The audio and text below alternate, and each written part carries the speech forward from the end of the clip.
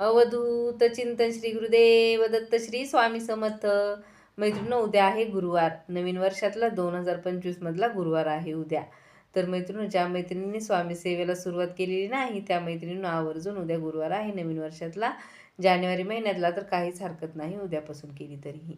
मैत्रिणी, 7 दिवसामध्ये आपल्याला 7 दिवसात आपल्या कामांच्या व्यापामुळे स्वामी सेवा करता येत नाही. त्याचबरोबर कोणतीच सेवा पूजा करता येत नाही.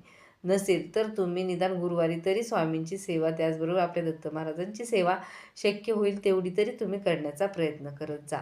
मैत्रिणी, उद्या आहे गुरुवार. तर मी सांगेल तुम्हाला की तुम्हाला नित्यसेवेतले 3 अध्याय नाही पठण करता आले तर निदान 1 अध्याय तरी तुम्ही कसाही, कितीही गडबड असू द्या, पण एक तरी पठण करण्याचा प्रयत्न करा.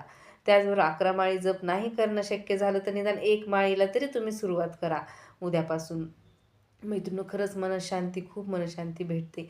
तुम्ही अनुभव घेऊन तर पहा. 1 माळ जप करून, त्याचबरोबर 1 अध्याय तरी वाचून तुम्हाला मग हळूहळू आपोआपच लक्षात येईल की बाबा स्वामी सेवा केल्यामुळे आपल्या आयुष्यामध्ये किती फरक पडायला लागतो.